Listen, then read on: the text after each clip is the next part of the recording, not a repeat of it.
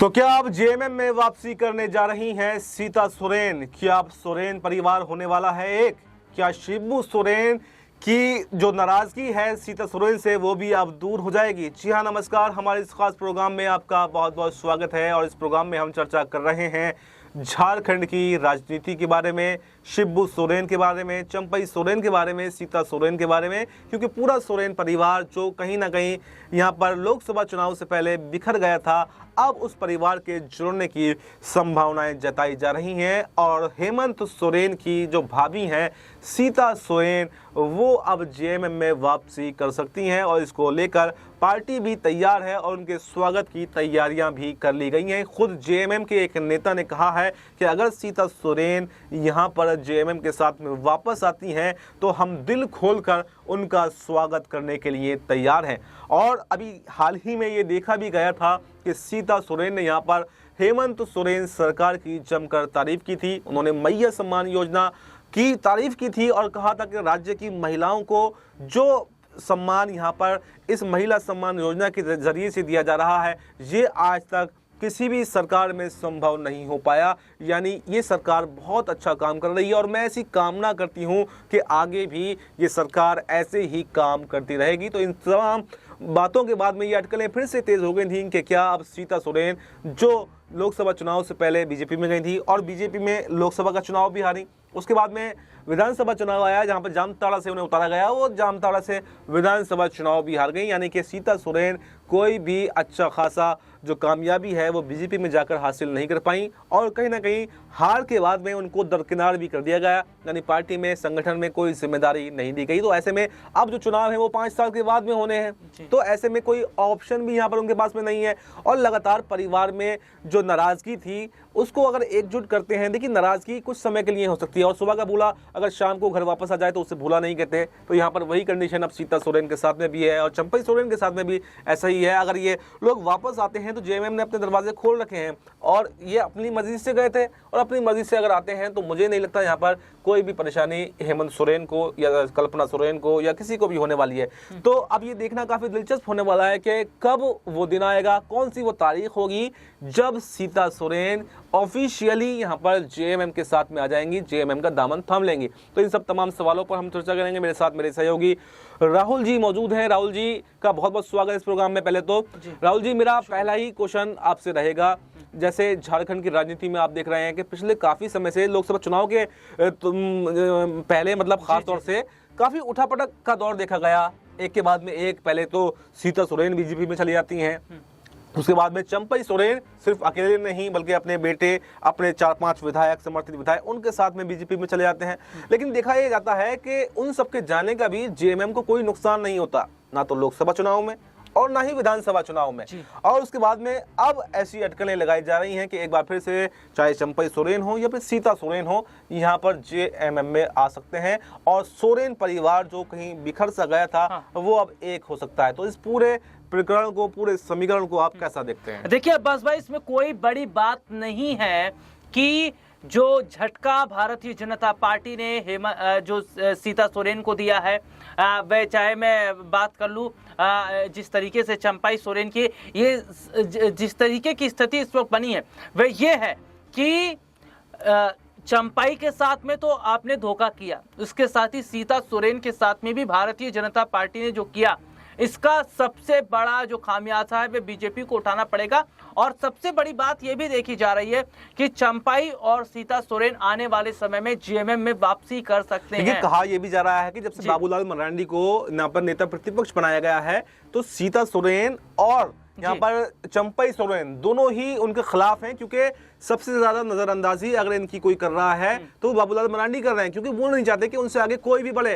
तो बाबूलाल मरांडी के वजह से ही क्या सीता सोरेन, चंपई सोरेन जेएमएम में आ रहे हैं या फिर कोई और वजह भी हो सकती है? देखिए सबसे बड़ी बात है कि जेएमएम में उनके वापसी आने के दो बड़े कारण हैं। देखिए चंपई सोरेन क्यों छोड़कर जाते हैं जेएमएम, क्योंकि उन्हें लालच था बीजेपी में जाएंगे, उन्हें सीएम बनेगा, बीजेपी की सरकार बनेगी झारखंड में तो वे प्रबल दावेदार होंगे। झारखंड में सरकार नहीं बन बनती है, चंपई को मक्खी की तरह चूस कर बाहर कर दिया जाता है भारतीय जनता पार्टी की तरफ से। कोई हालचाल उनका नहीं लिया जाता। दूसरी तरफ सीता सोरेन का बात कर लेते हैं। सीता सोरेन भी भारतीय जनता पार्टी में जब से आई है, कोई राजनीतिक कद उनका नहीं बढ़ा है। उसके बाद में वे उनका दर्द भी छलका है कि बीजेपी में उनकी हालत बुरी कर दी गई है। यानी कि देखिए, सबसे बड़ी बात है कि बीजेपी में जो काम के बंदे नहीं होते उन्हें पार्टी साइडलाइन कर देती है।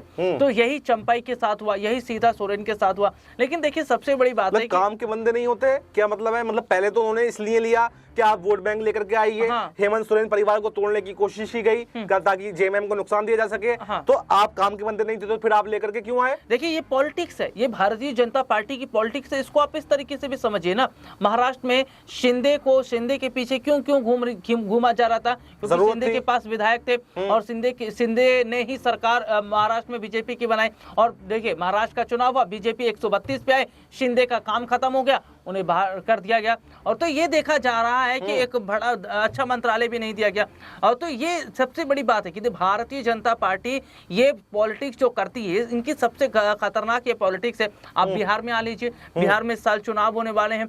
बिहार में हम क्या देख रहे हैं कि नीतीश कैबिनेट में 7 चेहरों को जगह दी जाती है, वे भी बीजेपी के हैं, वे भी अलग अलग समुदाय से आते हैं। इसके अलावा एनडीए ने यह नहीं तय किया है कि सरकार बनेगी तो कौन चेहरा होगा, नीतीश होगा या कोई होगा। तो ऐसे में देखा जा रहा है कि जिस तरीके से नीतीश में बीजेपी नीतीश को बिहार में अलग कर रही है, महाराष्ट्र में शिंदे को अलग किया जा रहा है, उसी तरीके से झारखंड में सीता सोरेन, चंपई सोरेन को साइडलाइन किया गया।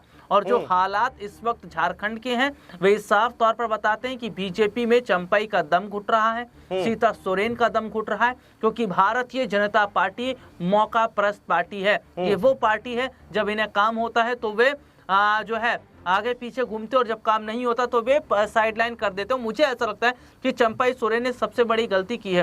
देखिए, सत्ता का जो लालच होता है वो बहुत खतरनाक लालच होता है, और इसी सत्ता के लालच में शिंदे का बुरा हाल हुआ है, नीतीश की मुश्किलें बढ़ रही हैं। इसी सत्ता के लालच में प्रवेश वर्मा का बुरा हाल हुआ, क्योंकि वे मानकर बैठे थे वही सीएम होंगे। और ये तमाम चीजें इस वक्त नजर आ रही है। देखिए, राजस्थान की बात कर लेते हैं कि वसुंधरा राजे का बुरा हाल हुआ, भजन लाल को मुख्यमंत्री बनाया गया। तो ये भारतीय जनता पार्टी की पॉलिटिक्स है और इसको समझ पाना किसी के बस की बात नहीं रहती। लेकिन जिस तरीके से देखा जा रहा है कि भारतीय जनता पार्टी ने जो बड़ी गद्दारी चंपई के साथ की है, सीता सोरेन के साथ की है, ऐसे में दर्द छलक रहा है चंपई का, सीता सोरेन का, और वे जेएमएम की तरफ अब आते नजर आ रहे हैं। और देखिए, सबसे बड़ी बात है कि इतनी बड़ी गलती भी नहीं की है चंपई ने। किस लिए गए? केवल कुर्सी के लिए गए थे, और बहुत लंबा समय थोड़ा कम है जी, और लंबा समय उन्होंने जेएमएम के साथ बिताया, लंबा समय सीता भी जेएमएम के साथ रही। तो मुझे ऐसा लगता है कि अब बीजेपी छोड़कर ये जेएमएम में आते नजर आएंगे। तो देखिए, हमारे सहयोगी ने आपको विस्तार से बताया कि चंपई सोरेन के साथ में, सीता सोरेन के साथ में कहीं ना कहीं यहाँ पर बीजेपी ने गद्दारी की है, क्योंकि बीजेपी का